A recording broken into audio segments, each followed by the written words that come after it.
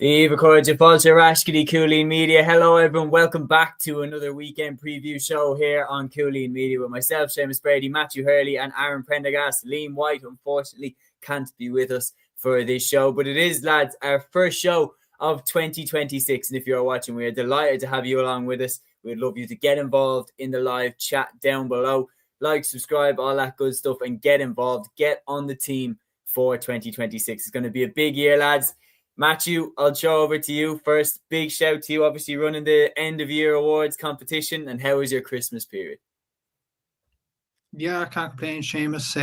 Well, it's the Christmas holidays have been ruined. The fact that Liverpool just drew against Leeds, 0-0. I was actually working on the stats and stuff for the weekend's games, and then I just went into Liverpool Leeds for the last few minutes and seen it was 0-0, and I was like, that's crap. But anyway, we'll move on to the games this weekend. Look, some interesting games, I suppose, and some interesting games later on down the line as well. The league is kicking off in the next few weeks as well. There's a few pre-season games as well, if we even care about those, to be honest. I wouldn't have done so last year, but it's action, isn't it? There's only one game on Sunday. That's Brigid and Scotstown. So we may as well talk about the pre-season competitions. They are coming back now. And we'll see Longford turn to prime Brazil, I'm sure, in the next few weeks. But anyway, looking forward to getting into the action. Yeah, certainly, Aaron. I'd be interested to see that. Longford, as Matthew said here, they have a tendency to turn up good for the O'Byrne Cup. I think they've won the last two, have they? Yeah, they've won the last two. Yeah, I don't know what it is. Like, they just turn into prime Barcelona or something when it comes to pre-season competitions. But yeah, no, looking forward to it. Like, I'm going to the game on Saturday in Laois, between Laois and Dublin. So yeah, I suppose when you have a lack of intercounty football for so long, it's nearly like, oh yeah, one game is back. Doesn't matter what it is. Doesn't matter what competition. Doesn't matter who they're playing. It's like, sign me absolutely up for it. So yeah, looking forward to it. Looking forward to seeing who's on show and everything else. I think aside from that, you're not really too bothered about results or anything like that. It's just to see some football. But yeah, no, looking forward to getting into the games. Happy New Year to everyone who follows the channel, and of course to you lads as well. So yeah, looking forward to getting into it. Absolutely so. And Liam drops in here saying, "Evening lads, sorry I can't be on tonight. Looking forward to the games this weekend. Longford will be 100% up for the O'Byrne Cup. They certainly will be. Dublin is great." Also says, "Happy New Year to all." Yeah, we hope everybody that is with us had a great Christmas period and had a great, obviously, New Year's celebration last night. And now we're into 2026 and ready to smash another year out of the park. We're going to start off, lads, by touching on the results of the Fan Choice Awards. So obviously they are all up on the Cúilín Media Instagram page. But Matthew, you are running the competition, just to remind everybody of who won what awards. So the start off, the moment of the year, was Kilbrittain winning the Cork Premier Junior Hurling Championship on the late Oisín Gillane's birthday, of course. Such a symbolic moment. The football goal of the year was Joe O'Connor's goal for Kerry against Cork in the Munster Senior Football Championship semi-final. The hurling goal of the year was Brian Hayes's for Cork against Dublin in the All-Ireland semi-final. The football point of the year was David Clifford's buzzer beater against Donegal at the end of the first half in the All-Ireland final. What an extraordinary score that was. The hurling point of the year was Decky Dalton's score for Cork against Dublin. That was a boomer. The football game of the year was Kerry beating Cork after extra time in the Munster Senior Football Championship semi-final by 321 to 125. The hurling game of the year was Cork beating Limerick in the Munster Senior Hurling Championship final on penalties. Cork 130, Limerick 227 was the score after extra time. The controversy of the year was the Shorts versus Scorts debacle, which happened in Camogie. The shock team of the year was voted as the Kildare Hurlers. The club of the year was Kilbrittain in County Cork. The team of the year was voted as the Kerry Senior Football Team. The funniest moment of the year was the Cork fan presuming Cork were going to win the All-Ireland and, of course, getting the All-Ireland winning tattoo. The quote of the year was by Ronan Marr after he was accepting the cup after Tipperary won that All-Ireland final earlier in 2025 in the summer. He said, "We carried your spirit with us every step of the way. You were in the dressing room. You were on the field of play. You were in our hearts." And of course, that was in memory of their late teammate Dylan Quirk in a beautiful moment by Ronan Marr. The shock of the year was voted as Dublin knocking Limerick out of the All-Ireland Senior Hurling Championship. The individual performance of the year was voted as Stephen Sherlock's unbelievable display, scoring 16 points for St. Finbarrs against Dingle in Munster Club football final. While the song of the year was, lads, the most slam dunk vote out of the bunch. It was voted as Killa by Kingfisher, was voted as the song of the year. Matthew, you were running the competition. Is there any award that surprised you? Any pick that surprised you? Well, moment of the year, looking at it, just bouncing down on it, you might look at it and say it's a surprise with Kilbrittain winning the award, in fairness. But Kilbrittain, to be fair to Kilbrittain GA, you have to give them a lot of credit. They wanted to win as much as they could on the Cúilín Media Awards, so they shared it on their stories. And look, every club should do it next year. That's basically it. Get your fans to vote, and that's how you win these awards. And look, it was a memorable moment, in fairness, and it was a devastating occasion for the club, obviously, with Oisín Gillan passing away with sudden adult death syndrome. That was just a tragic moment. But this Kilbrittain team has proven the doubters wrong in many ways in going all the way to the All-Ireland final, and hopefully they can get over the line against Eastskey next weekend. So that was a powerful moment, I would say. The scores of the year probably were decent enough score. I think Joe Connors was certainly deserved in the football goal of the year, the hurling goal of the year. Brian Hayes, I think there was good in individual build-up play, but I'm surprised Oisín O'Donoghue against Kilkenny didn't win it, to be honest with you. I thought it was this superb finish to the top corner. Look at the points of the year. Again, football, you couldn't really complain. David Clifford, worthy winner there. Hurling point of the year, probably not really Decky Dalton. I probably would have gone Dermot Healy, but it could have gone either way, in fairness. Football game of the year, I thought without doubt it was Cork against Kerry because of the quality of it.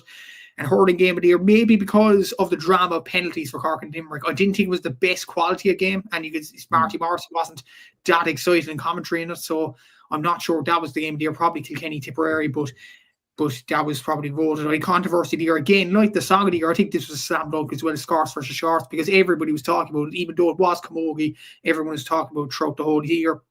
Shock team of the year, I'm delighted about that award, Kildare Hurlers winning it, because the Joe McDonagh, they won that competition after losing to Kerry in the first round.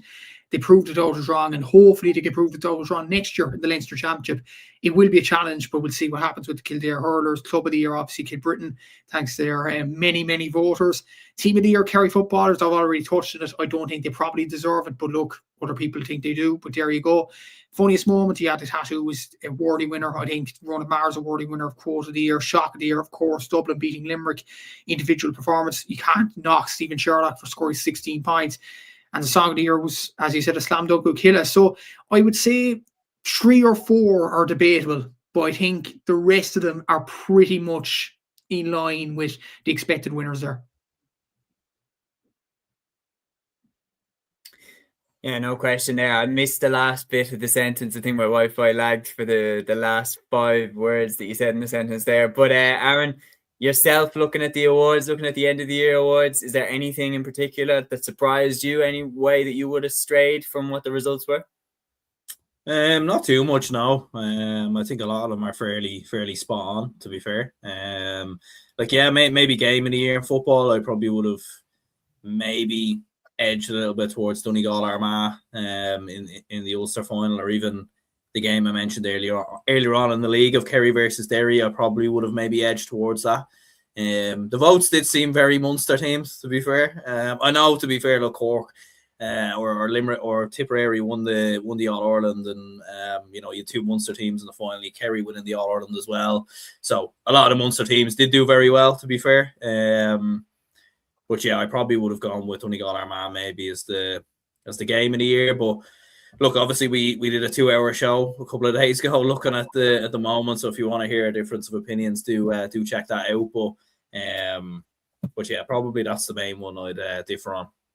Yeah, and do check out as well our end of year show. It was great crack. Obviously, we had a full house for that one, and we were joined by the man himself, Sean Carroll, who came on as a host for the quiz for Matthew and Liam against myself and Aaron. And little spoiler, me and Aaron were not successful on our occasion. Matthew and Liam together was simply too strong. But we are going to jump into the games now, lads, and thank you to Matthew for putting all of these together. We have, of course, in-depth stats on each of the teams that we are going to dive into now, and there are 3 main games that we're going to take deep dives into, and they are the All-Ireland Senior Camogie Championship Final replay and the All-Ireland Senior Football Championship semi-finals, which are taking place on Saturday and Sunday between Brigid and Scotstown and Dingle and Ballyboden St. Endas. But we are going to start off with the replay of the All-Ireland Senior Camogie Championship Final. Athenry against St. Finbarrs, round 2. This is on Saturday at 5:15 in Semple Stadium. Matthew, this promises to be some contest. It does, and to be fair, the drawn game was tight at some stages. Maybe the Bars kind of let it slip maybe in the last few minutes of that game, but to be fair, Athenry, they came back into the game and they deserved it without a doubt. Like, we were talking, I'd say, after the game, and we would have said, like, if the game happened a week before Christmas, we would have fancied Athenry because the momentum would have been behind them after leaving it late on. But now, like, Christmas has passed, New Year's, the festivities, all that has passed. It's now a level playing field again. And you just wonder from an Athenry point of view, if they start maybe as slow as they did, if they start as slow as they did, particularly in the second half, as they did in the original game, could they be in a bit of trouble? And the fact was as well, Orla Callan, the Bars' kind of main creator, was kind of marked out of the game by Dervla Higgins. You would imagine the Bars will have a plan up their sleeve to kind of counteract that. The Bars also will have a plan up their sleeve to counteract Therese Donoghue, who had an absolutely excellent game in the original game. She scored 3 points from play. Obviously, she's 43, 44 years of age. It's still going, which is absolutely remarkable. Obviously, to us all, we probably know her as Therese Marr, but what an exceptional player she was. And she was a brilliant player in the original game, and she will be a threat in this game as well. But the Bars might have a better plan up their sleeve as well, and they know how to close out the game. So, like, in many ways, I do think the Bars were probably the most impressive team when you look at it overall in the original game. It's a clean slate now. But I think if you were to ask who would have learned more from the last game, Athenry or the Bars, I would have said the Bars in certain aspects in closing out the game in terms of counteracting Athenry's game plan. I think the Bars probably are in a better place going into this replay, especially with this replay happening after Christmas and after New Year's. So, but it should be an interesting game. And obviously, this is the first trophy, I think, handed out in 2026. So, should be an interesting tie. It certainly should be. Aaron, when you're talking about that, like, the stage is set by their previous encounter. Like, there was nothing between the sides. The late equaliser for Athenry obviously sent the game to a replay. Which camp would you rather be in? Matthew was talking about that the Bars learnt more. I think that's debatable. I think the one thing I will say is I think Athenry have more of an improvement to make in their performance. Which camp would you rather be in, Aaron, going into this replay?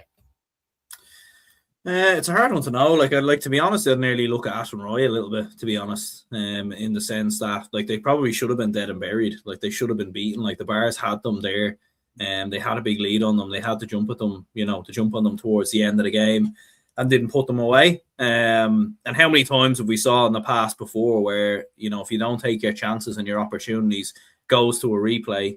It was Athenry who, although Bars were playing the better stuff. Bars were the better team. There's no question about that with how they played. But I just think for Athenry, like, they do have another level to go up on. They do have improvements to go up on. And given what they've achieved so far this season, I think we'd all say their performance against the Bars probably wasn't to the standard that we would have hoped for. A lot of that was down to the brilliant stuff that the Bars did. So yeah, like the Bars will feel like as long as they do what they did in the final, they'll they should have enough to win it. But at the same time, I would look at Athenry and think that they played poorly probably for the majority of the game, still managed to get a draw over, and they're the ones that need to kind of fix the problems and fix the issues. So yeah, I'd probably actually nearly rather be in the Athenry camp, to be honest. Yeah, we are going to go into the deep dive here. Liam says, I worry for Athenry if they start slowly again. For me, while they did great to fight till the end, it was more for me a game that the Bars threw away. Peter saying Athenry just about got out of jail. Ollie Rabbit is carrying an injury. The reality is, I think you can't spell it out as anything other than that. The Bars had the game in the palm of their hands, and it was a combination of them failing to finish it off and Athenry showing incredible fighting spirit to get back into the contest. Dublin is great saying the Bars threw the drawn game away. They should win this. by about 5 or 6. So he's nailing his colours to the mast here on that one. But let's jump in with the deep dive on both sides, starting off with Athenry, their journey to the final. As you can see there, they started off beating Mulla by 11 points to 9, then beating Clarenbridge 316 to 2-9. Then they lost to Sarsfields, interestingly, by 14 points to 11. 121 to 9 points. They bounced back to beat Oranmore Marie. Then they beat Davits by 126 to 312. And then they got sweet revenge on Sarsfields in the Galway Camogie final, beating them 2-8 to a goal and 8 to claim the county championship. Then in the All-Ireland Championship Series, they went up in the semi-final against the Leinster champions Dixborough, obviously having no Connacht Championship to compete in. And then they won that game by a goal and 9 to 10 points to get into the All-Ireland final. And then, as you can see, 112 to St. Finbarrs is 15 points in the original contest. They've scored a total of 9 goals and 114 points. It's an average of 115 a game. And they've conceded a total of 686, an average of 110 per game. So an average winning margin of 5 points. And the key scorers then for Athenry going into this contest, Sabina Rabbit leads the way with 158. Emer Keane also strong with 210. Kerry O'Driscoll with 112. Jessica Gill with 27. Clodagh Burke with 19. Therese Donoghue with 7. Eve McGlynn with 4. And then you can see down the list there. So starting off, lads, just on Athenry, Aaron, I'll go to you first. Looking at what their strengths are, you have to think the moment where it turned was the sweet revenge on Sarsfields and finally putting them to the sword. Absolutely, yeah. Like that was where they kind of kicked into gear and kind of turned the game on its head, really. And you know, as we were saying previously, like with some of the errors that they made, going into the game, like you'd be confident enough, given how strong and how well they've played throughout the season, that they won't make them same errors and same mistakes again. But yeah, look, they're coming in strong, as you said, with some of the scores. Like Emer Keane's been in phenomenal form, with 210, 2-8 of which from play. Someone was saying there in the comments that Sabina Rabbit is injured, so I'm not too sure if you lads know about that, but that'll obviously be a big. That's all on Rabbit, I think. Oh, what was it? Oh, okay. Ollie Rabbit, okay. But yeah, like obviously, yeah. So having her available then is going to be absolutely huge. But yeah, no, I think Athenry are coming in. They're coming in pretty strong. And yeah, I think they'll definitely give this the best game they have. You know, Matthew, what was the main point for you where it turned? Yeah, it was probably the goal towards the end by Anna Jordan. Like, it was a kind of a fluky goal. It came off the post, and you know, the Bars, you could argue, didn't react properly to that kind of situation. But I think it was Therese Dunn who actually took the initial shot after having so much pressure put on her. The ball hits the post, and to be fair to Anna Jordan, she reacted very, very quickly and put the ball in the back of the net. But since then, I think the Bars kind of panicked. They didn't finish out the game after that. But you have to give credit to Athenry, who knocked on the door completely after that. And Caleb Batten, who coincidentally has only got 3 points in this campaign across the Galway Championship, across the All-Ireland as well, was the player to get the equalising score. She's only got 3 points in this campaign. So, like, he's kind of it's kind of funny. And we look at the Bar scores in a bit as well. Like, Ciara Golden scored one of the Bar's most important scores, the winning score against Lockheed Shamrocks, and she's only scored 4 points this campaign. And Caleb Batten has scored very few for Athenry. So I think that's a kind of an indication that every player is going to be important this Saturday in this final. Every player is going to play a part in this. And yeah, it's going to be a very interesting game when you look at that. But yeah, like, you'd worry from an Athenry point of view, their energy maybe towards the end. If they exert so much energy towards the start, like, look, Therese Donoghue has done absolutely brilliant things for Galway Camogie, but she is getting on. So is Jessica Gill. Sabina Rabbit is probably the outlier, probably the younger one of them players in the team, and she's got 158, which is very, very impressive. But when you look at the majority of the Athenry team, they've kind of been there, done that. They're very, very experienced, but at the same time as well, they might run out of legs as well. Whereas you look at the Bars players, they seem to have a kind of a younger team, which might be an advantage to them. So it'll be very, very interesting to see kind of the dynamics between them. And let's not forget as well, I know she's not on the scores list, but Dervla Higgins is going to be massive in this game. She's the Athenry captain. She marked Orla Callahan out of the game. I think she will be absolutely massive in this game. Will she do a better job as she did in the previous game? You would like to imagine from a Bars point of view that it would have done a better job since the last game. So I think Athenry would have to have a plan for that if that does come eventually. So yeah, it's going to be very, very interesting. But I think in defence, in the middle in particular, Athenry are very, very strong. In attack, other than Sabina Rabbit, they might struggle a bit, but we'll have to see what happens. Like Emer Keane has done absolutely brilliant throughout the championship. She was very well shackled in the last game, I would say. So, like, could she catch fire in the next game? It is going to be very interesting to see. How much does the switch of venue change everything on? Because now it's obviously on in Semple Stadium. The Croke Park factor isn't a thing now in this game. Yeah, well, look, it probably benefits the Bars a lot more, you'd imagine. Probably in regards to that, like they probably have a bit more familiarity with Semple Stadium. I don't really think it should change a huge amount, though, to be honest with you. Like when you look at Athenry, like it's not, like they would have been coming to Croke Park originally. It's probably a less of a distance now, in fairness. So I don't really think it should change a huge amount. Like it might just favour the Bars a little bit. But I definitely don't think you should. I think maybe in other games, sometimes you'd look at venue changes as a potential reason for one team having more than another. But I don't really think the venue change should really change much in regards to this. Yeah, Dublin is great coming in with a great point. You have to remember the Bars played the Munster final in Thurles. Look, the reality is, Matthew, when we know how tight these teams are, it's going to be a blade of grass that will make the difference most likely between the two of them. We saw on the final day, Athenry snatching it back right at the death to rescue the draw. Let's dive in, though, firstly, before my next question to you, to the Bars. So their journey to the final, obviously in the Cork Senior Championship, they started off by beating Blackrock by 3-16 to 2-8. Then they beat Inniscarra by 2-18 to a goal and 12. They then beat St. Catherine's by 3-14 to 2-12. And beat Killala by 4-20 to 13 points. Then they beat Blackrock 2-15 to 9 points. And then in the Cork Senior Camogie Championship final, Finbarrs beat Catherine's by 15 points to 9. So relatively straightforward, it has to be said, in the Cork Championship. Then in the Munster Senior Championship, they beat Newcastle West in an absolute war, 2-19 to 3-14 after extra time. Then they beat De La Salle 3-11 to 2-12 in the Munster Camogie final to get into the All-Ireland semi-finals, and which then they had another war against Lochiel Shamrocks, beating them 3-15 to 3-14 after extra time again. And then they got to the final where, of course, they drew 15 points to a goal and 12 with Athenry setting up the replay. They've scored a total of 22 goals and got 158 points.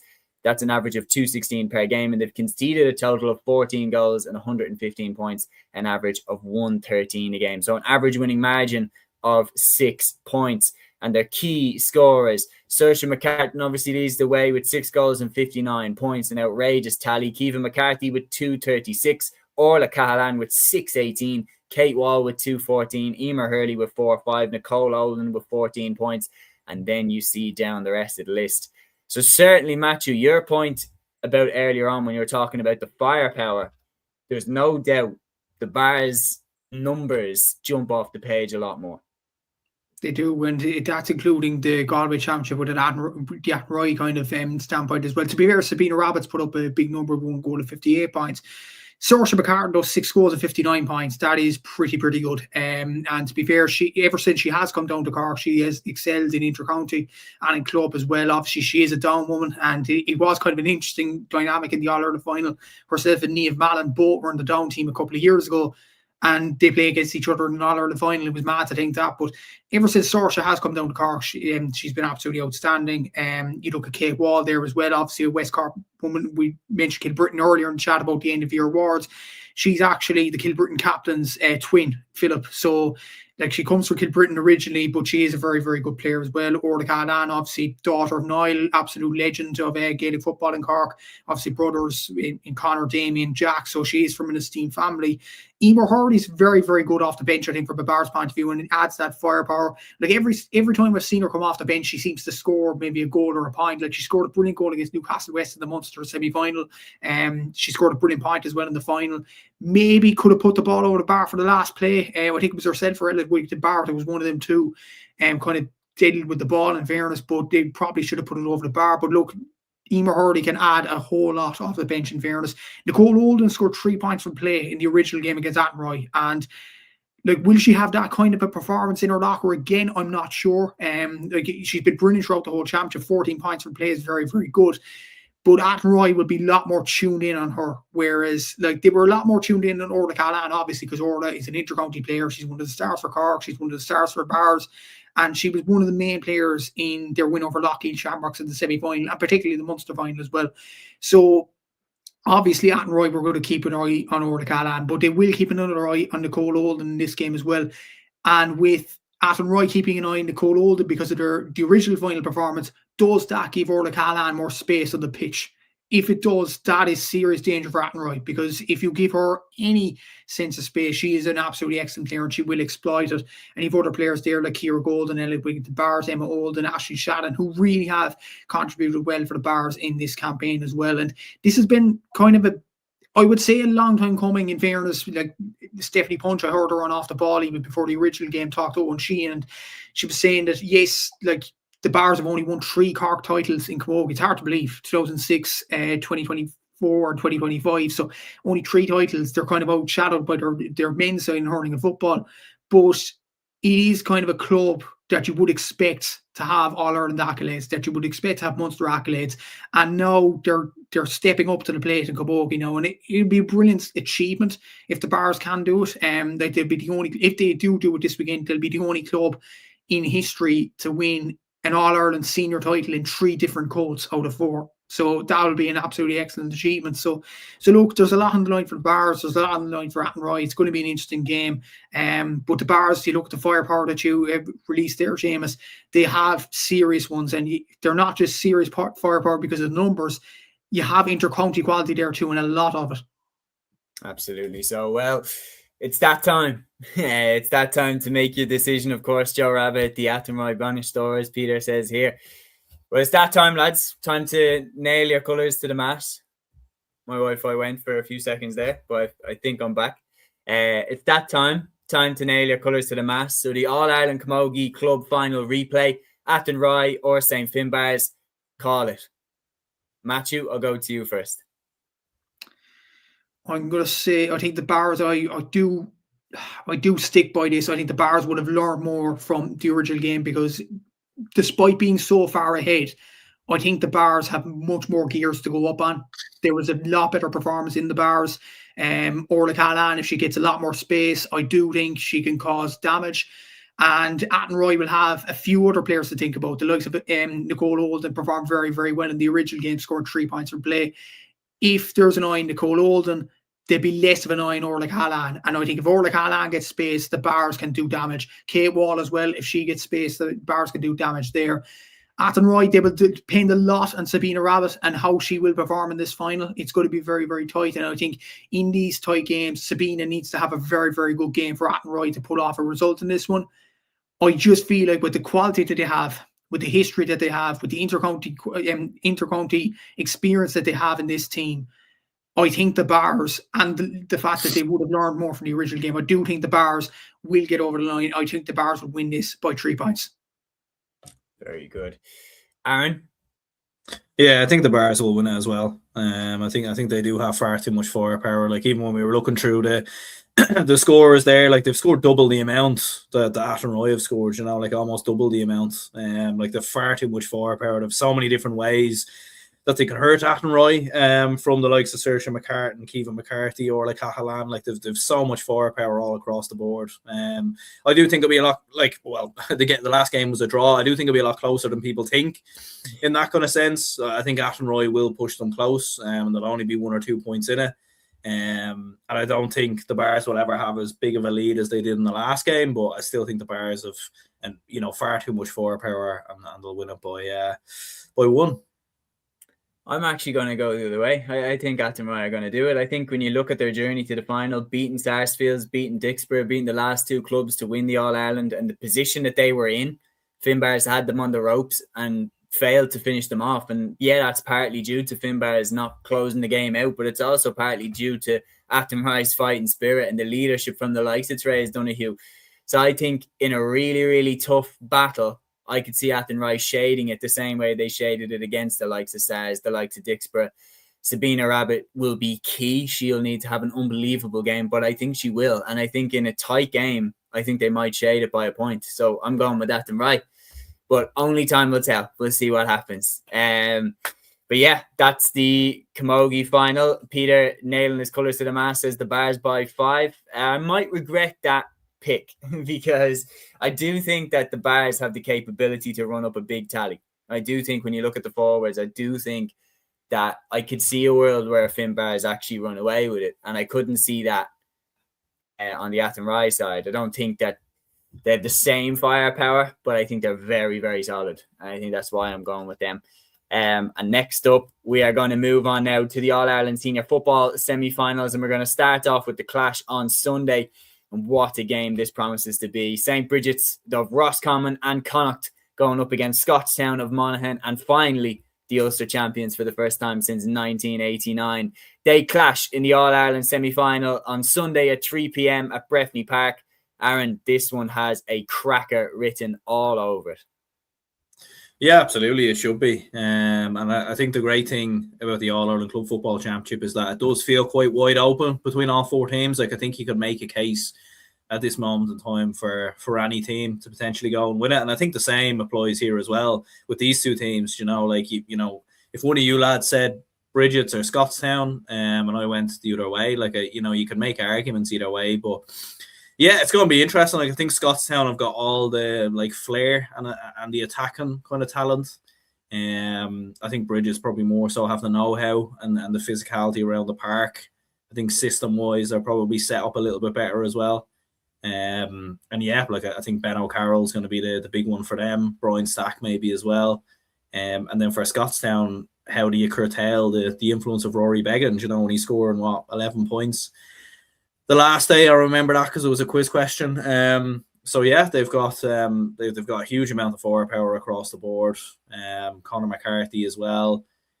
It will be interesting for Scotstown. They spend so long trying to break that duck of getting over the line in Ulster. They were having setback after setback. They've finally now gone and done it.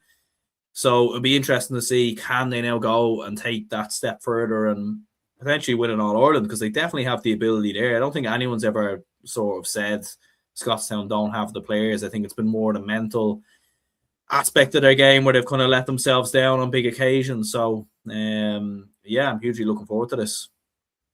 Yeah, no, it's going to be really, really interesting to see how the confidence that winning the Ulster Championship will give them. Peter here saying a begging special maybe to win it. One thing that is being slept on coming into this game is just how good St. Brigid's goalkeeper Conor Carroll is. Like, he is also a fine fella to have between the sticks. And just around the field, Matthew, I feel like they match up really, really well. They have like a calling card each in each position. You've got from a defensive side, I know he kind of plays all over the field, but like in terms of someone that you think of as like a defender who can play further out the field, you think of like maybe a Darren Hughes. And then on the Brigid side, you got an amazing defender in Brian Stack. Then around the middle, you have the likes of Kieran Hughes on one side, Eddie Nolan on the other. Then up top, you have Jack McCarran on one side, Ben O'Carroll on the other. The way they match up is really, really interesting. They seem to have big players, both of them, in each line who are very similar to each other. Obviously, O'Carroll and McCarran, both kit-oaks, both left-footers. They seem to be almost mirror images of each other. And more than that, Seamus, I think when you look at their runs to the final, we'll bring up in a sec there.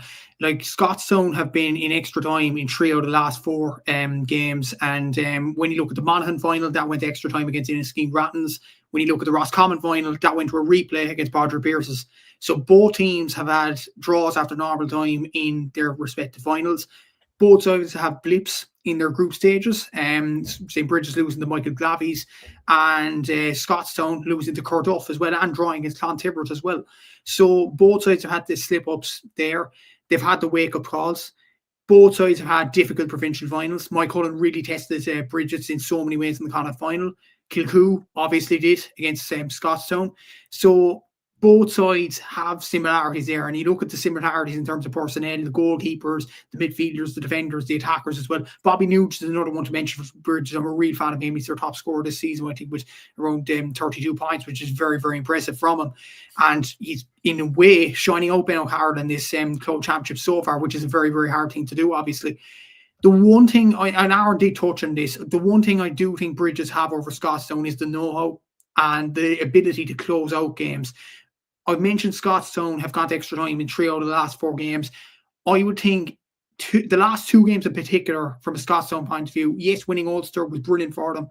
I think that was a concern. The way they allowed Kilcoo back into the game in the Ulster Championship, on any other day, Kilcoo could have taken them. You look at the semi-final against Newbridge, how on earth they allowed Newbridge are a good side.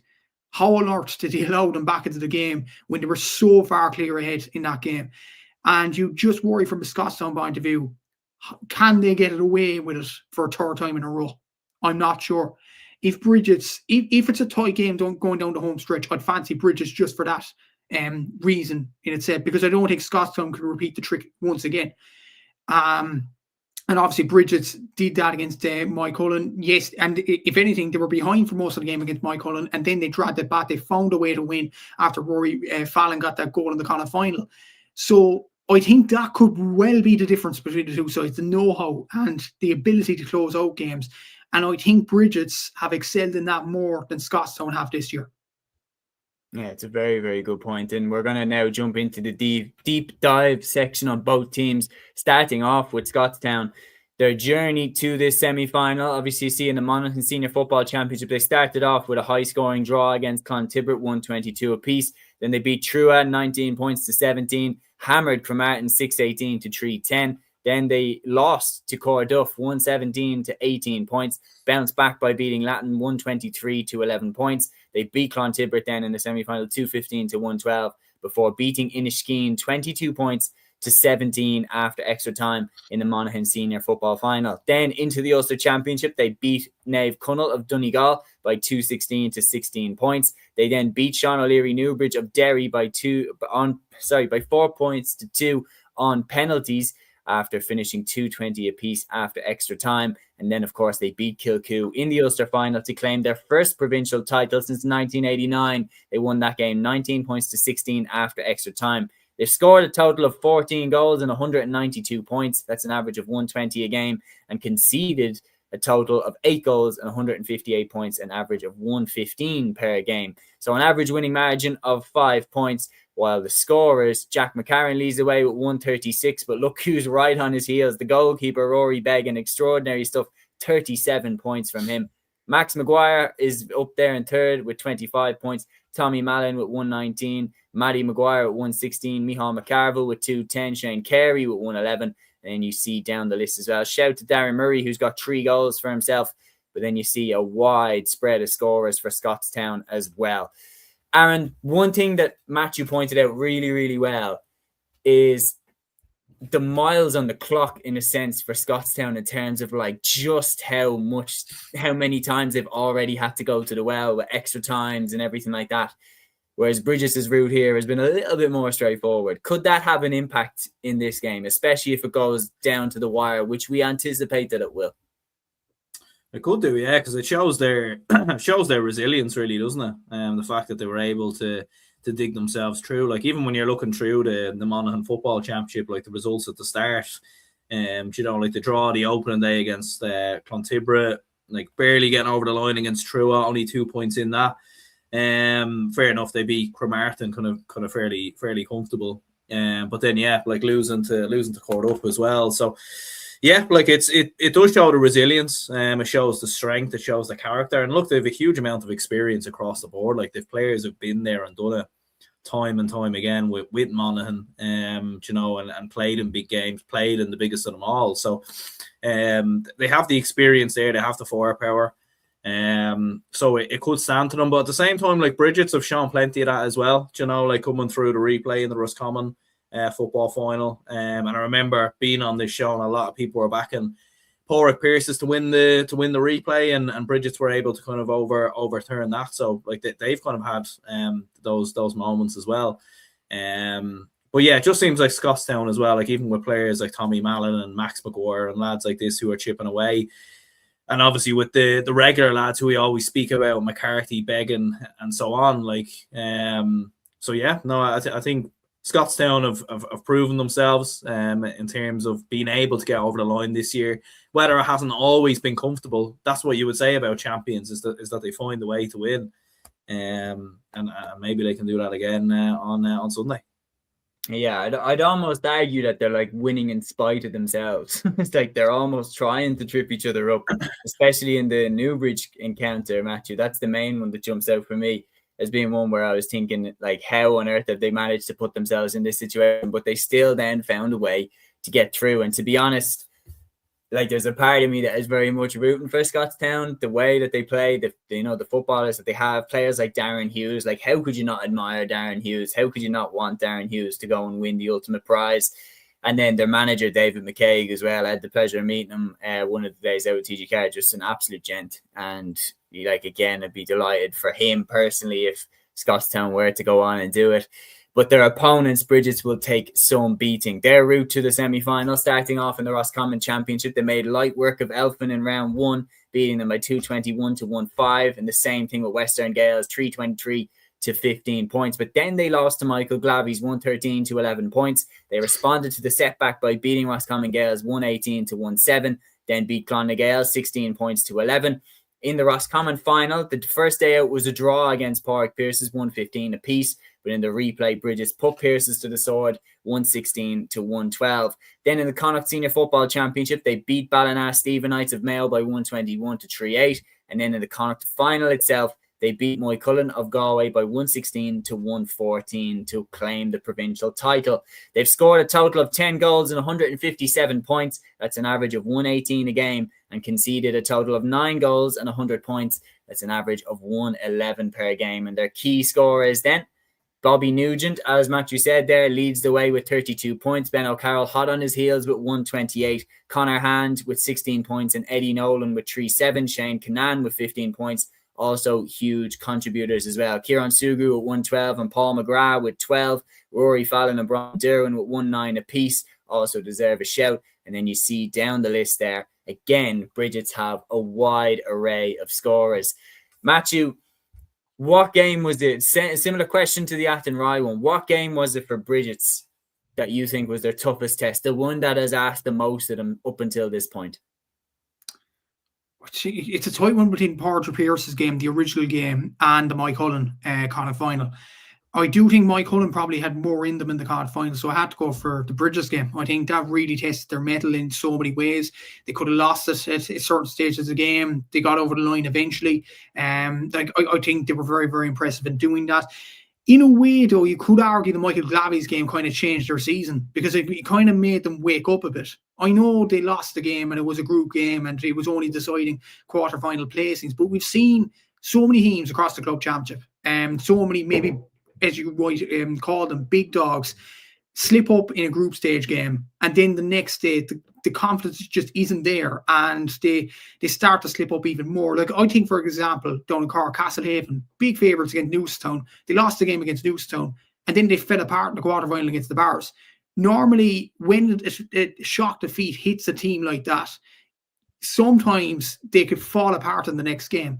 But this Brigid team has so many experienced campaigners, so many experienced players. They know how to get over the line, that they kind of knew how to dig themselves out of that situation. And I think that was very, very impressive from them. And even to beat Roscommon Gales the way they did in that quarterfinal after the Michael Glavies game was very, very impressive. 11 points. Like, that's nearly the game over with, quarter of an hour left, even half time. Like, I watched one of the games to prepare for this as well and look at stats and stuff like that. They beat Western Gales in the second game. It was 323 to 15 points. But I think the score at halftime was something like 215 to 5 points. The game was over. And they have this sort of, if they have a run on a team, they can power on. And I think that's going to be very impressive from a Brigid's point of view as well. And yeah, like, I do think they have more experience in Scotstown, which will add to it as well. And they know how to close out games in normal time, which is very, very impressive as well, because there were stages in the Moycullen game where Moycullen were kind of pulling them back after the Rory Fallon goal, but they still held their own and they went over the edge and they got over the line in the end, which was very, very impressive from them. I wanted to ask Aaron a question on this, and this revolves around Scotstown and maybe about Brigid as well.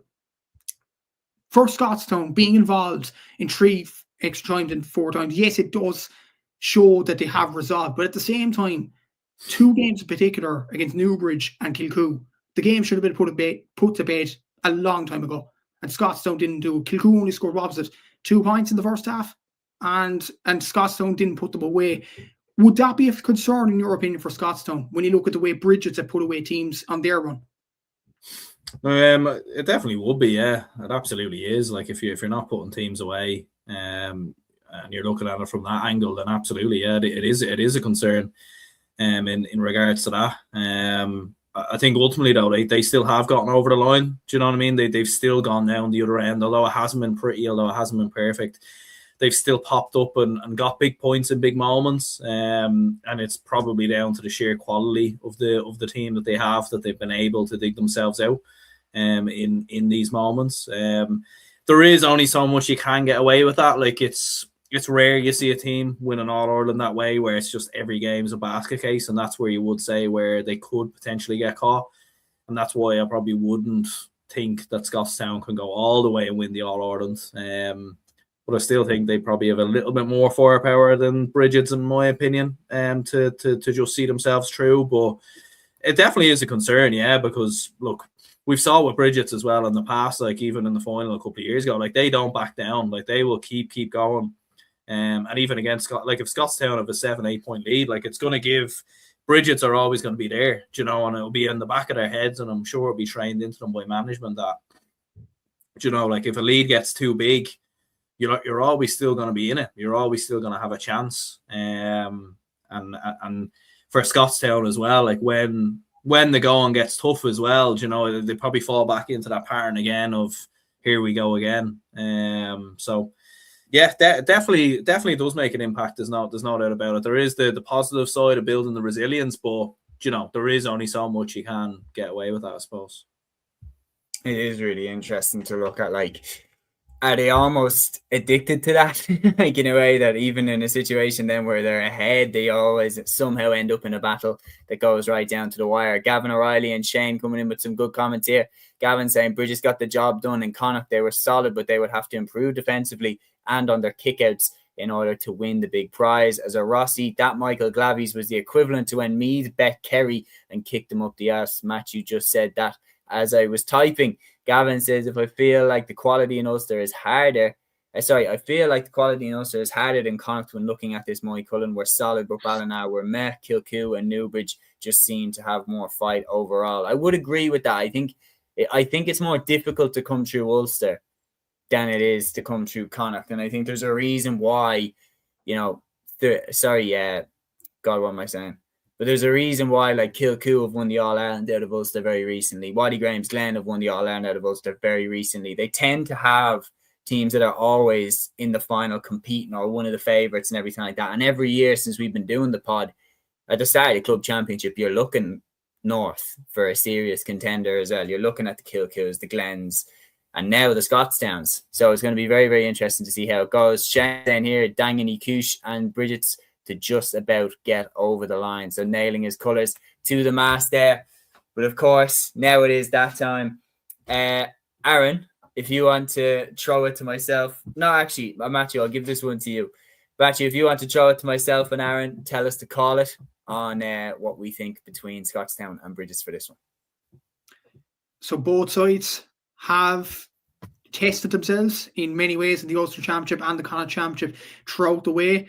But who do you think will get over the line in this All-Ireland semi-final? It should be a tight encounter, but who do you think will get over the line? Seamus, I'll go to you first.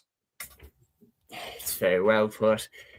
It's a massively difficult one to call. Like, you're looking at the routes that they've both taken to get to this semi-final is unbelievable. Especially Scotstown have had to battle through every game.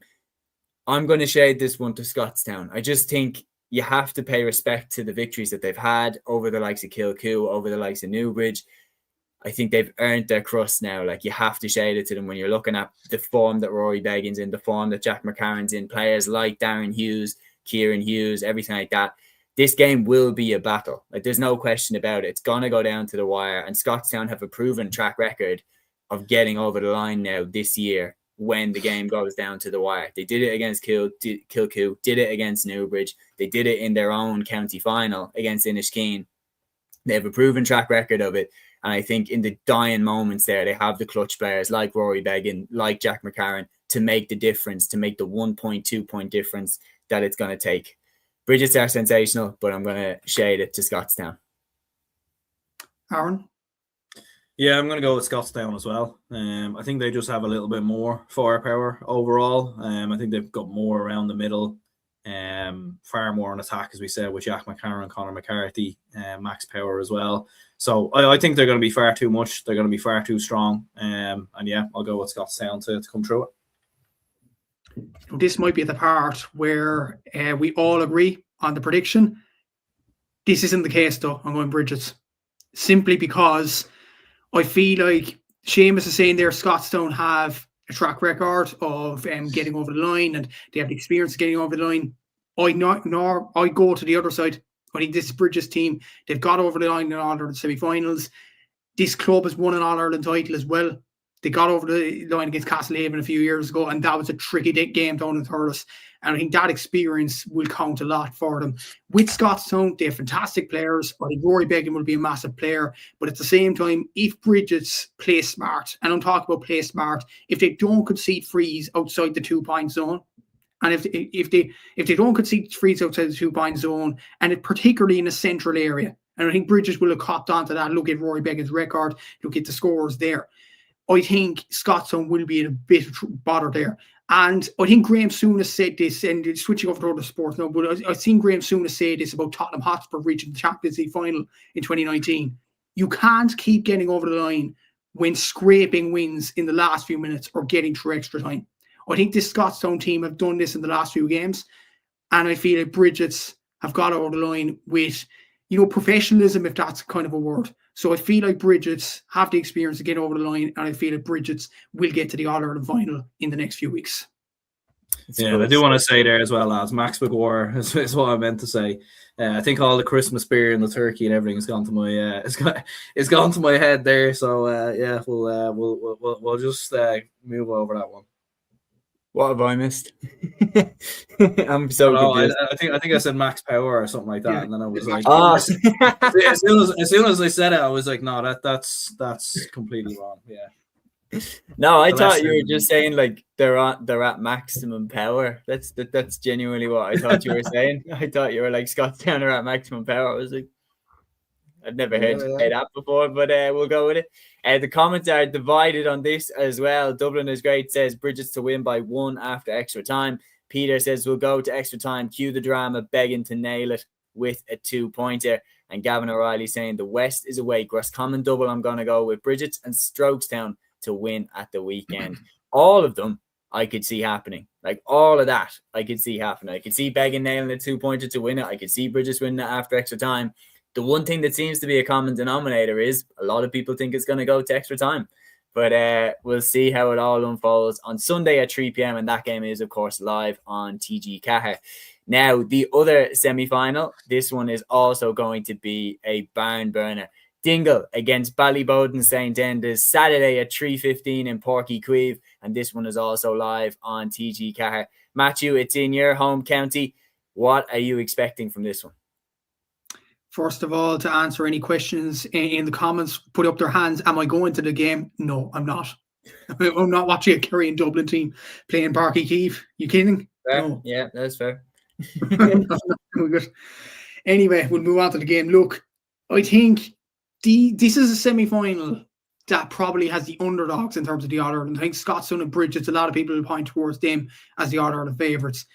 This side of the draw, I don't think has that favourites tag. I think, again, like the Bars Munster final, a lot would have depended in terms of predictions on Mark O'Connor's availability for Dingle. And as Mark Murphy has confirmed over the last few weeks, and Dingle have confirmed it themselves as well, Mark O'Connor will be available for this game because his AFL club have allowed him, Geelong have allowed him to stay for another few weeks. So I'm sure Ballyboden will be quaking their boots at the news of that. So it will be an interesting game. Look, you have Mark O'Connor coming up with Cian Darcy, which is a very interesting kind of matchup. You have up at the forwards from a Dingle point of view, you have, and we'll bring up the scores in a sec. Like out of their top 5 scores, 4 of them are Gainies. which kind of shows the family feel in the Dingle team with Paul, Connor, Dylan, and Niall. Niall is probably an underappreciated hero, in fairness. Thomas Sullivan has done really well for this Dingle team as well. Tied the Broom at certain stages as well. So, look, Dingle have their firepower, and it is going to be interesting to see them as well. And they do have very, very good defenders. Like, they haven't conceded much goals as well, which is very, very impressive considering the size that they have come up against. Ballyboden, yes, they have won Dublin, and that is a very good achievement. But I question I would say the high quality that they've come up against in this championship. Like, I'd say the only sides that they've come up with really high qualities arguably Cúilín in the Dublin championship. The rest of it, Cúilín for sure. Cúilín for sure. But when you look at the rest of it, Nafina, I'm not entirely sure. Ballantyre St. John's, not entirely sure. Castleknock provided a bit of a test there, but it was a low scoring encounter. So that was a game where like Castleknock were always at arm's length.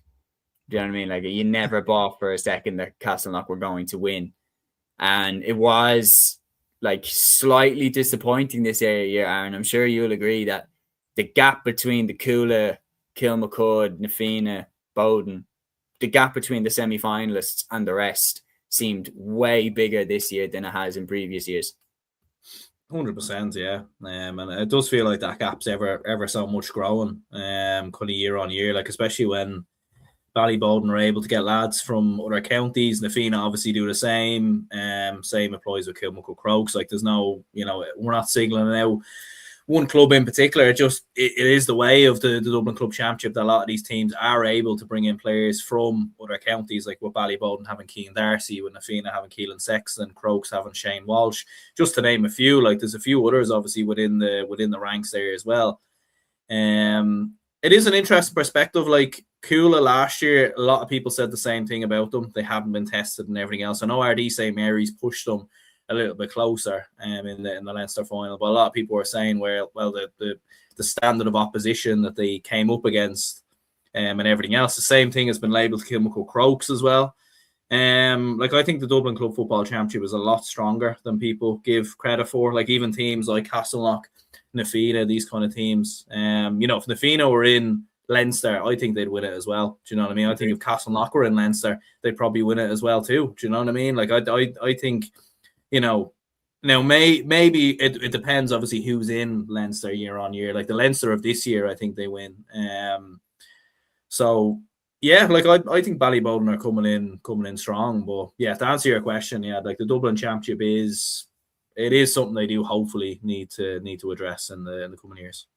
Yeah, we have a few very interesting comments coming in here saying Peter says Sauce Allen's had to do a big fundraiser overnighter for them. Gavin also saying, why is it in Cork? That's insane. You would imagine it would be in Mullingar or Tip or Offaly in the middle. No, Ballyboden look really good, but outside Croke Park would be tricky maybe. Well, I think it's a really good point. It's an interesting venue, I think, to select. I think it is definitely more in favour of Dingle, but if Bowden win, then the final is being played in Dublin. So I think if they can get through this one, they'll, especially with the Basquels and stuff like that, they'll have probably more experience in terms of playing with Croke Park.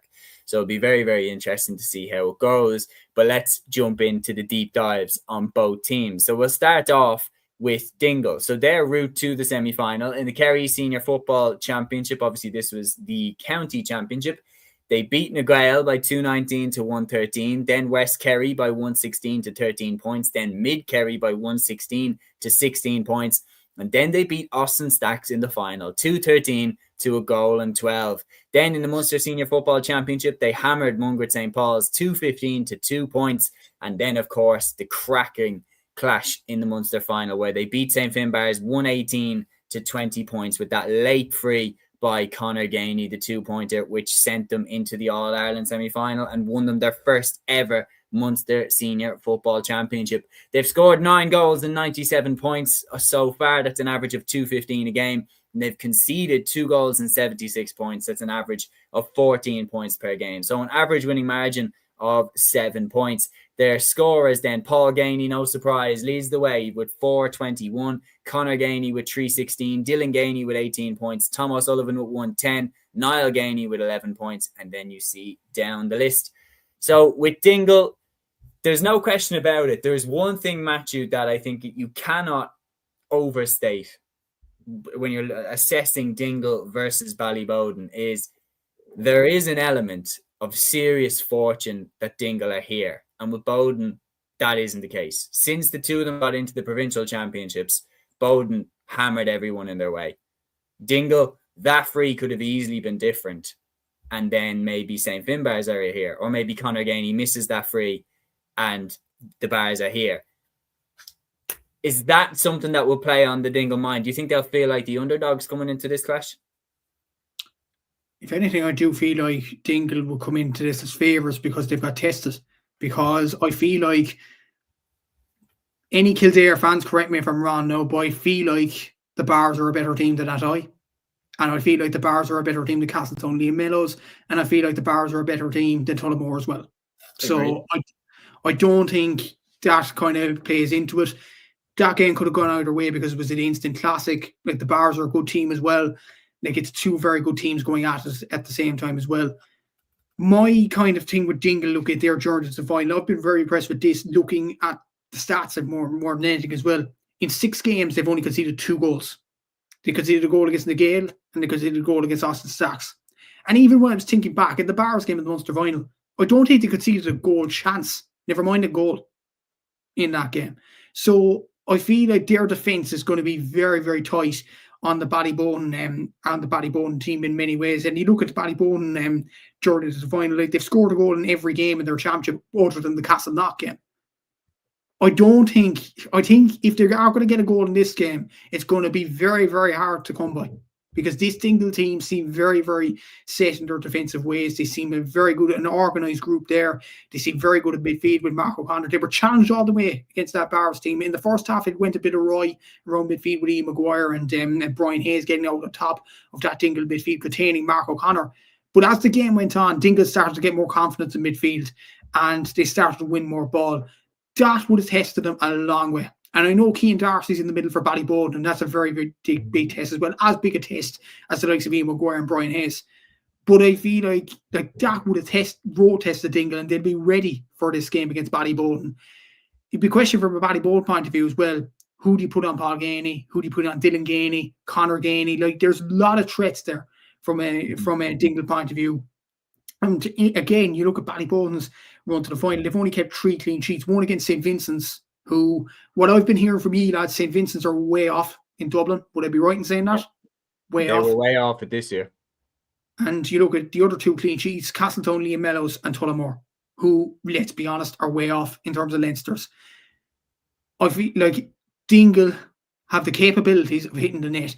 And I feel when you look at goals conceded, I think Ballyboden are more prone to conceding goals than Dingle are down the other end.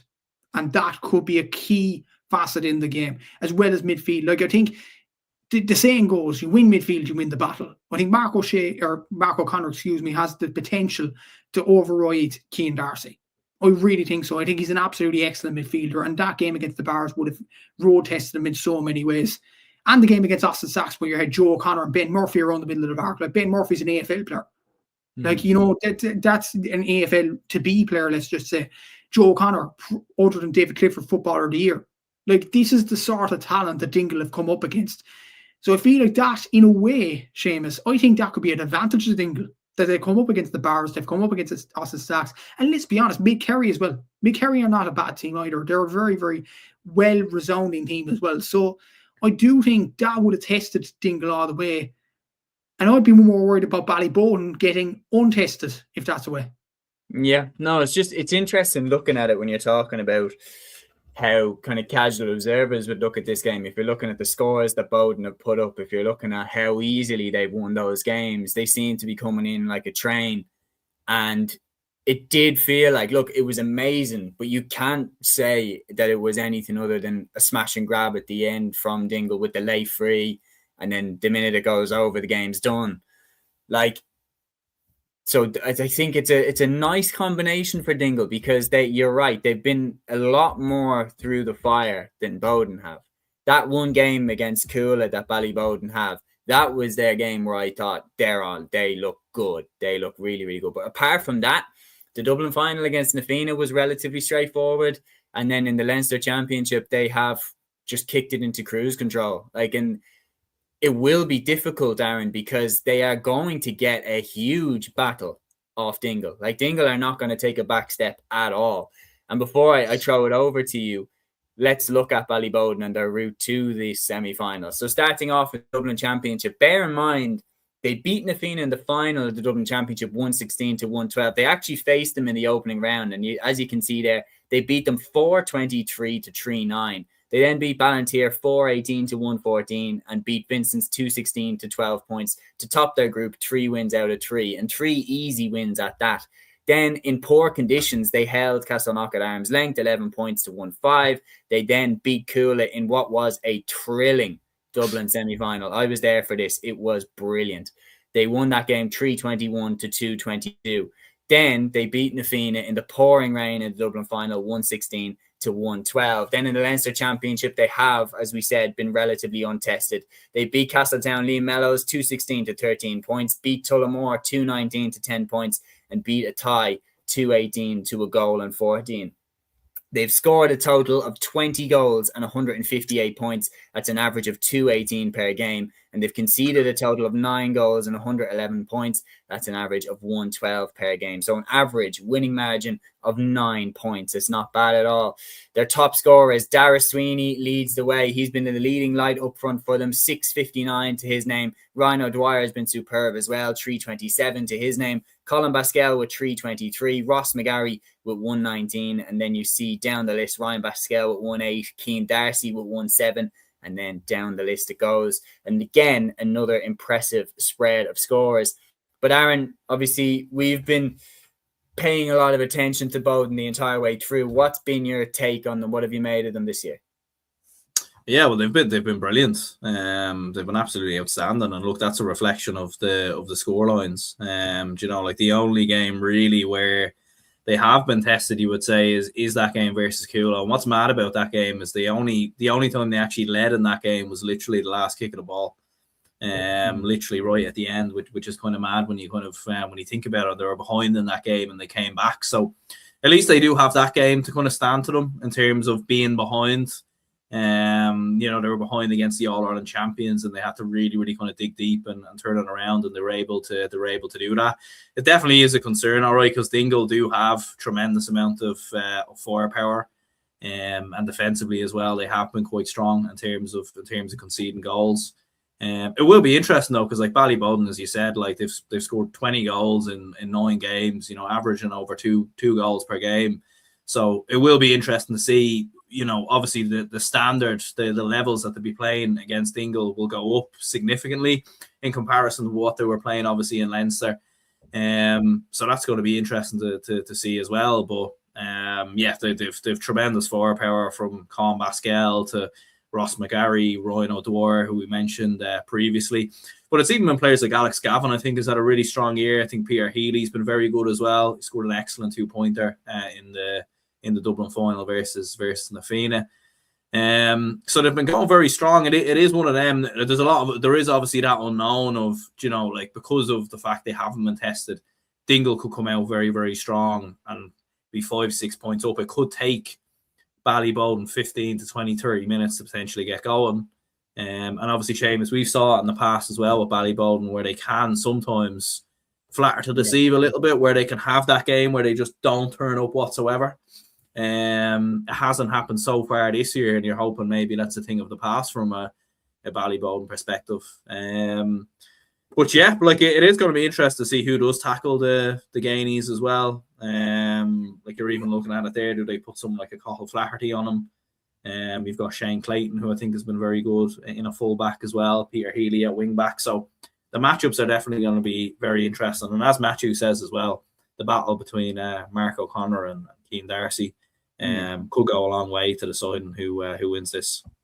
Yeah, absolutely. We have a few really, really good comments in here. Dublin is great saying bet of the week is poke games go to extra time. Wouldn't be surprised by that at all. Peter says we'll be low scoring in Dower, but going for Dingle by 4. Dublin is Great says Dingle by 2 or 3. Gavin has a great comment in as well. He says the only thing is Cúilín weren't tested last year in Leinster, maybe a bit more, but it didn't stop them winning the All-Ireland. I don't think it might affect Ballyboden that much. I think Cúilín is an interesting blueprint to look at, that Errigal Kieran in last year's All-Ireland final were the team that had come in, with all the tests and everything like that. Cúilín had come in after an easy enough Leinster championship, and then they beat Coolera Strandhill in the semi-final. Errigal Kieran had gone through the ringer in terms of beating, I think, who did they beat again in the semi-final last year? It was oh my God, my brain. It was Dr. Crokes that Errigal Kieran beat in the semi-final, and then they'd come through hell in the Ulster Championship, and they were the team that had gone through everything. In the first half, especially that All-Ireland final, Cúilín looked like they could run up a serious number. So the reality is like, I feel like the ball gets thrown in and then it's just its own game. And I've no doubt that Bowden will have been playing challenge games and everything like that to get themselves up to speed, because they're aware that the Leinster Championship has not been the level that Dingle are going to be at. Dingle are going to bring something entirely new. Dublin saying Cúilín did get tested by Tullamore. It was 110 to 10 points in that game. It was, but I think there were other games that Cúilín had that weren't particularly difficult. Now, it's that time. Aaron, you're pushing us to call it this time if you want to take it away. Absolutely, lads. Yeah, well, I think it's definitely set to be a cracking game between Ballyboden and Dingle. So, Matthew, I'll throw it over to you. Let's call it. Who are you predicting to win it? Not saying I want this to happen, but here it goes. I do think Dingle will get over the line this one, simply because I think they have a better defence. I think they've been road tested. Mark O'Connor being available is a massive coup for Dingle. Paul Ganey, Conor Ganey, like those amount of threats, I don't know how Ballyboden keep up with them. It's going to be very, very difficult to see. And I think the lack of maybe tests might catch up with Ballyboden in the end. Look, I've watched Ballyboden a few times. I watched them in the game against the Toy. Okay, they were good, but the Toy weren't that great. I watched them against the Fina, and I didn't think they were that great. I'll be honest with you, in the Dublin final. I've watched Dingle a few times against Austin Sachs and against the Bars, and I thought they were very, very good on both occasions. I think those games really tested Dingle in a way as well. And I think Páirc Uí Chaoimh is a massive factor as well. I think one of the comments actually was going after me saying that Paul Ganey and Conor Ganey and Dylan Gailey are used to winning Páirc Uí Chaoimh anyway, which is true. I'm going to concede that it is true. They are well used to doing that. So I think they're more used to the Páirc Uí Chaoimh pitch. I don't think much of the Ballyboden players have played there. So I think that is a definite factor as well. They know the surroundings of Páirc Uí Chaoimh, Dingle, and they know how to get over the line in those sorts of games in Páirc Uí Chaoimh. I think Dingle will go over the line this one, and I think Dingle will win this by 2 points. Seamus, what are you saying? Very, very, yeah. And Matthew puts it really, really well, especially with the Páirc Uí Chaoimh factor and the fact that most of the Bowden players probably haven't played there. But I am still going to shade it to them. I'm going for Ballyboden to win this. I think I just can't shake that I was there to see. I'm going for Ballyboden to win this. I was there for the Dublin football semi-final in Parnell Park. It was a thrilling contest. Cúilín had Ballyboden on the ropes. They were 5 minutes away from going out with the Dublin Championship, and the way that they rallied and turned the game around and eliminated the All-Ireland champions was so impressive. Their forwards are on fire. Dara Sweeney, Colin Pascal, Ryan O'Dwyer, they're lighting the championship up. Ross McGarry's been superb as well. They have such a range of firepower. And then around the middle, they have one of the best midfielders in Ireland right now in Kane Darcy. He is unbelievable.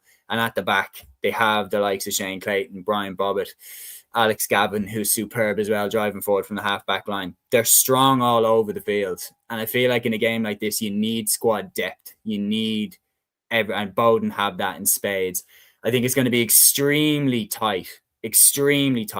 And the questions of whether Bowden have been tested in Leinster, I don't think they have. But I think that game against Cúilín showed to me that when they do get tested, they have the answers this year. So I'm going to shade it to them. Dingle have been fantastic, worthy Munster champions, worthy Kerry champions. But I feel like Bowden might just have a little bit too much firepower up front, and I'll shade it to Bowden. Yeah, I agree as well. I'm going to go with Ballyboden as well. And what you do forget is, whilst it is a new team in getting to this kind of stage of the competition. You do have all other winners there. In the likes of Colin Basquel, you have Ryan Basquel, who still is in the squad.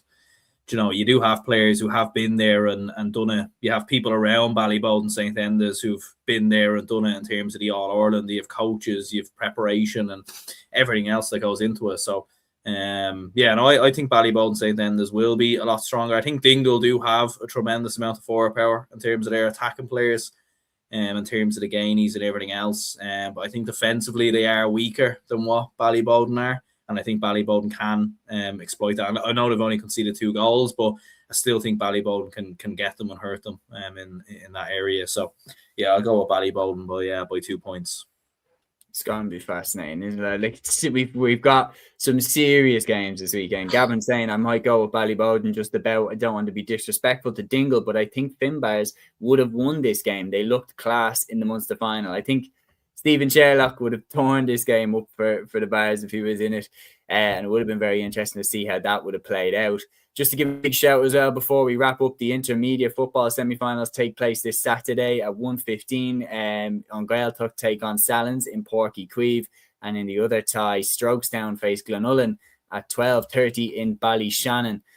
Aaron, I'll go to you first on these. What's your take on these 2 games? Any of the 4 that stand out to you?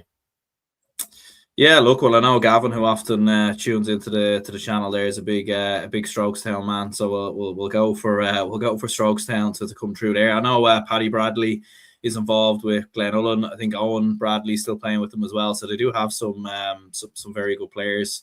But we'll obviously see what kind of happens in regards to that one. And then the other one, who's playing again in the other game? On Gaeltacht against Salins. Gaeltacht versus Salins, yeah. Like, I don't know. I'll throw it over to you lads. I wouldn't know too much now about either of them two, so I'll throw it over to you lads if you have any opinions to maybe offer in regards to that.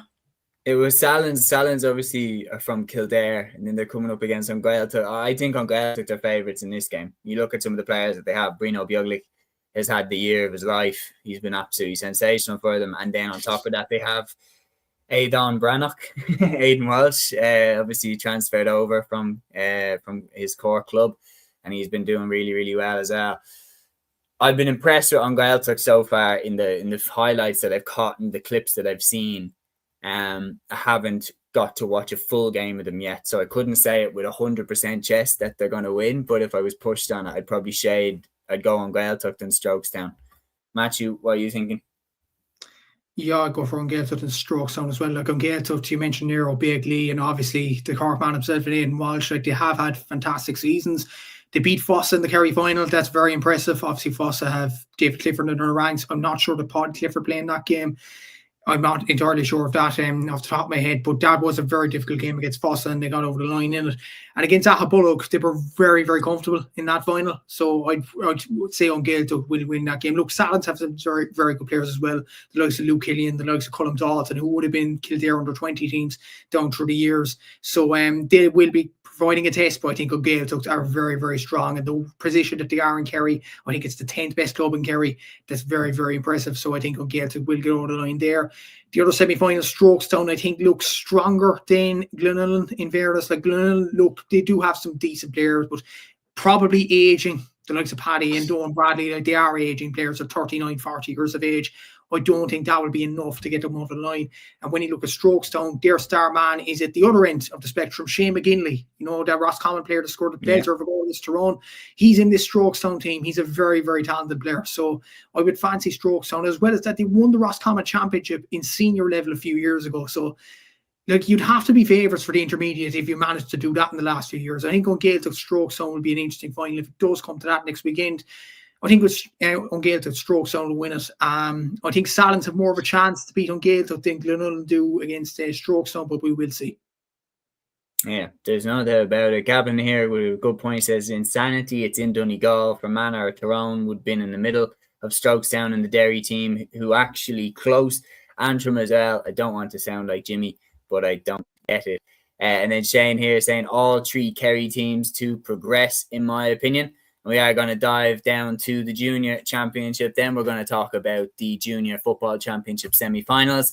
And we have, of course, Ballymacalliga going up against Grange Nolvan on Saturday at 2 p.m. in Rathkeale, while in the other tie, Kilteena go up against Clocker Era Og on Saturday at 12:30 in Carrick-on-Shannon. Matthew, I'll throw it straight back to you. What's your thought on these two games? To be honest, the only side I have seen out of these four is probably Ballymacalliga in that game against Buttevant, and they were very impressive in that Munster Junior final. And the way they won the Kerry Junior Championship as well, I think they have been impressive throughout. And they're playing Division 1 football is what I know most about this team. They've played the likes of Stacks and Dr. Crokes in the league. I know the league isn't as same as the championship, but at the same time, that will give Ballymacalliga a lot of experience against a very good side. So I think that will definitely stand to them, and I think they will beat Grange Nolvan in this game. Don't know much about Grange Nolvan, only they beat a side that we don't want to say on this podcast in case of Snickers, but we will move on from that. Look at the other semi-final, Kiltime against Clocker. I don't know much about these two teams in fairness. Look, to be honest, just a hazard a guess, lads, I'm going to go Kiltime because I don't know much about these two sides, with the greatest respect to Mayo and Tyrone Junior Championships, but I'm just going to go with Kiltime because I've heard a few good things about them, so just going to go with them. Very good. I think that brings an end to the show, lads. We have dived into all of the games that had taken place across this weekend, and that brings an end to it. And big shout as well to everybody that got involved with the end of year awards and everything like that. It really, really was a lot of fun discussing it as well on the end of year show. Do check that out if you haven't already. But nearly boxed the mic into the computer. But we're going to wrap it up there, folks. Thank you for joining us. We'll be back, as Peter said, on Sunday at 8 p.m. to do a full weekend review going through all of the games that we previewed in this episode. But until then, ta-ra.